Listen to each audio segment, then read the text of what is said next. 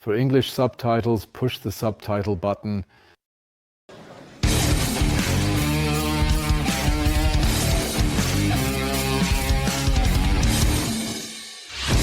Hello and welcome to a new episode of ReptilTV. My introductory animal is the Australian spiny-tailed skink, also known as Egernia epsisolus. The eastern Pilbara spiny-tailed skink Egernia epsisolus. Well, I would say it doesn't even have a proper German name, but Egernia epsisolus is the scientific name. Rare Egernia or spiny-tailed skink species from Australia. Really great, beautiful animals. This orange color is not some kind of albino or anything like that. They look like this in nature. They are subadult, so they tend to stay relatively small. A really great rarity that we have here. That's why I wanted to show it to you today as the introductory animal. We already had an episode about the 5 most venomous animals in the world. 5 venomous snakes made it onto that list. We can display the link to the episode in case you haven't seen it yet. So what are the 5 most venomous poisons in terms of which have the strongest venom? Today the topic is the 5 most dangerous reptiles. I have done a bit of research, so I don't know everything by heart. And I focused on which snakes are responsible for the most fatalities. Such topics are naturally always a bit sensationalist. And when we talk about fatalities here, it is certainly something very serious. It's not just about how many it has killed, but what one must not forget is that, of course, when someone dies, there are also many people around them who suffer or are terribly sad or miss the person. So perhaps one shouldn't completely disregard that or keep it in mind, that respect for it. On the other hand, we are curious as humans and are simply interested in such things. So this little bit of curiosity, this craving for sensationalism, unfortunately, is also somewhat ingrained in us. So don't hold it against me that we're doing a top 5 here. And as I said, the rating is actually about which or where the most fatal bite incidents occur. What is interesting about this topic, when you take a look at the continents where most accidents occur, is that Asia clearly leads with several incidents each year, followed by the southern Sahara region of Africa, which roughly extends from mid-Africa down to the south. They are in second place when it comes to accidents. I found that to be a quite interesting table. We can also display it. The link to it, the table, was on Wikipedia, which I found quite interesting. Interestingly, Europe is not excluded at all. I would have thought that Europe wouldn't be mentioned, but there are also some fatal accidents happening in Europe. So from that perspective, the table is quite interesting. What can also be inferred from the table, when looking at Asia, for example, is that these fatal accidents naturally occur in impoverished areas. So that means, on one hand, that people live more in nature, perhaps working in agriculture where accidents happen more frequently. And of course, a very significant point is that medical care is much worse there. Unfortunately, people cannot afford to start using anti-serum and other treatments, and instead try to manage the situation, possibly in traditional ways, which may help to some extent. But the example of Australia shows that good medical care, or even North America, can significantly reduce these fatalities to single digits. Now, I've talked enough around it. Let's get started with the number 5th. At number 5 is the ominous black mamba, Dendroaspis polylepis. Everyone knows the black mamba from countless movies and so on, and it rightly lands in 5th place. They are relatively large animals, and they are quite uneasy when it comes to contact with humans. They do not hesitate to attack if they realize they can no longer escape. I think additional background is about mambas. So I have personally caught at least green mambas in the wild for photography. By the way, the green mamba in 2001 was relatively chill, not so aggressive at all. The black mamba attacks life in trees. That's what I wanted to say. And I can imagine that when it feels disturbed in the tree and sees that it can't climb down and escape, but has to defend its tree, it will attack, leading to serious and fatal accidents. 2000, and the venom is also very potent, although it is not one of the strongest venoms in the world, but it is a relatively strong venom. Mambas are relatively large. The amount of venom they deliver with a bite is correspondingly significant, and thus several fatal bite incidents occur each year, which is why the black mamba ranks 5th. In 4th place is the 4th lance. I don't know. In German, I would say you simply call it the lance viper, which is Bothrops asper. I don't know. When it comes to classification, one would have to count the numbers to see if it might rank before or after the mamba. I'm not entirely sure. I still place them in 4th place because they are at least found in Central America, which essentially starts from southern Mexico at the top, goes through all of Central America and extends to northern South America, including Venezuela, Colombia and Guyana.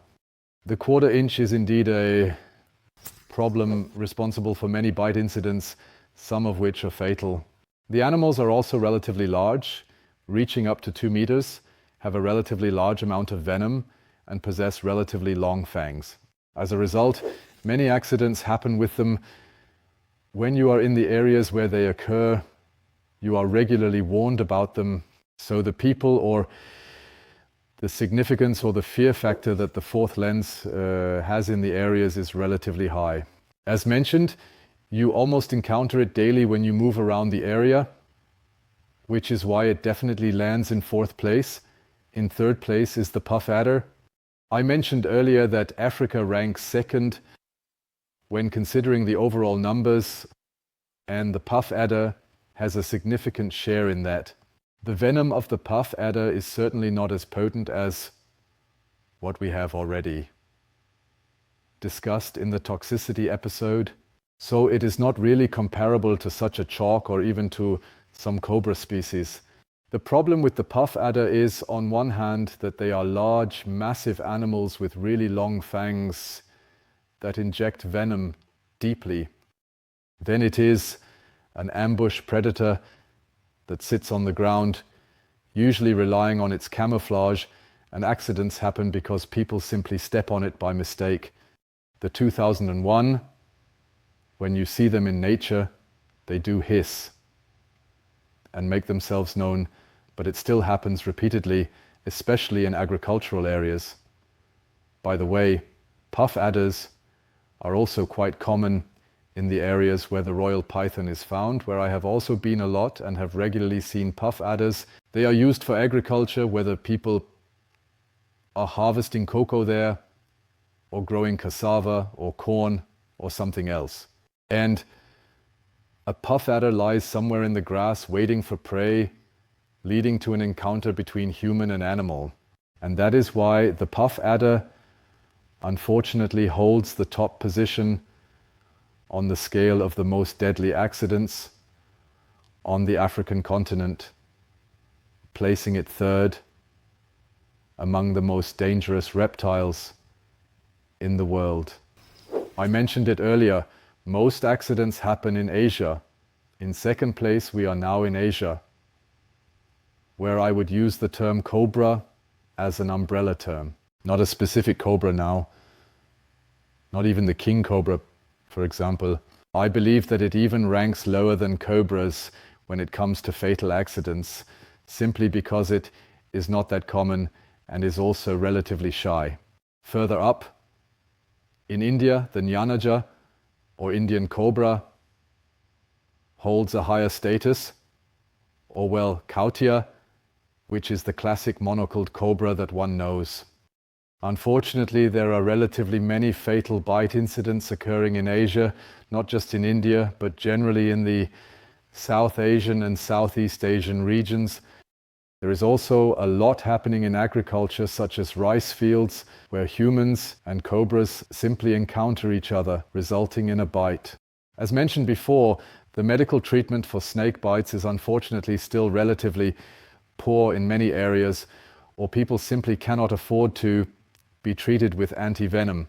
And that is why the cobra actually ranks second in the world among the most dangerous venomous snakes.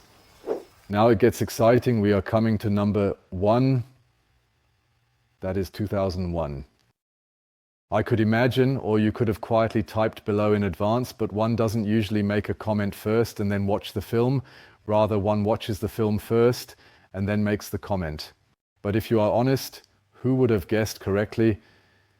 I have heard this many times before, or in my past, that there are incredibly many accidents, or among the most, but that it is truly, at least according to my research, undisputedly number 1, I would not have thought either. Namely, this is the sand viper, or Echis carinatus. From the photo you can recognize it, such a scaly snake. When it is in danger, it rubs its scales together, making a hissing sound and creating a commotion. The animals are indeed quite aggressive towards humans. They are relatively common and have a really large distribution area. India, Sri Lanka, Southeast Asian countries, a truly vast distribution area, and also found in nature. I know it from Sri Lanka. I myself have never seen one, but I have some acquaintances who said they saw one and took a photo. And indeed, I believe there is a snake that people in our circle have seen quite often. If you think about it, how many adders have you seen in Germany? Probably 99% of you have never seen one, and even among acquaintances, no one has. But when you ask any vacationers, and 1 in 10 vacationers can even show a photo of a sand rattlesnake because they have definitely seen one, you can see how common they are. 1,000, and what adds to it is indeed the aggressiveness of the animal. They really bite, they stay on the ground. So these classic accidents happen where I accidentally stepped on them. The venom is indeed very potent. This is not just some random venom, but a truly strong, potent venom. And when there is also poor medical care or a lack of antivenom, unfortunately fatal accidents occur. And thus the Echis carinatus has achieved the number 1 spot among snakes where the most venomous incidents occur in the world. Lastly, just a quick by the way. So I'm a fan of, by the way, those are the little things that make you go, oh, did you know? It's kind of heading in the direction of a regulars table, but whatever. By the way, the Australian brown snake, which was at the top of the list regarding the venomousness of snakes and ranked second, and is also responsible for the most fatal accidents in Australia, is not even in the top 5 here. The background is simply that in Australia, in the year 2001, the quantities, as I mentioned in the other episode, if there are 1, 2, or 3 fatal accidents in a year caused by the brown snake, then as mentioned, there are 2 or 3 accidents. When I look at the numbers of sand rattlesnakes or cobras that die each year, it is so insignificantly small. That's why the brown snake ranks far behind. Not because the venom is so harmless or because the animals don't even bite, but because Australia is simply so sparsely populated. There simply isn't much interaction between humans and the brown snake. And one more aspect that I haven't discussed in either episode, which I want to touch on briefly, is when we talk about venomous snakes in 2001 or about venomous reptiles. One aspect to mention up front is venomous reptiles. I thought, well, maybe let's see if the Helodemocles plays a role in this. But they don't matter at all because the fatalities caused by Heloderma are documented in 1 or 2 cases over decades. So they don't play any role. That means when it comes to reptiles, it is really only the snakes that play a role in terms of toxicity. But that's not what I wanted to say right now. I just wanted to briefly touch on the 2 effects of venom, just very briefly. We have the blood-destroying Venom, so perhaps a general term, would be blood poison and the nerve toxin. We can indeed roughly say that venomous snakes like cobras and so on present more of a problem to the nervous system. And the vipers, adders, like the mentioned puff adder, have a fatal effect on blood and tissue. This means that if, for example, someone in Africa is bitten by a puff adder and survives, there are also terrible images where people have half of their arm or half of their foot literally rotting away due to this bite. What I mean to say is that you don't necessarily have to die, but if I lose my being because I get bitten by a puff adder, it would certainly be terribly sad. So in first place we have Echis carinatus and the puff adder, or also known as the quarter snake.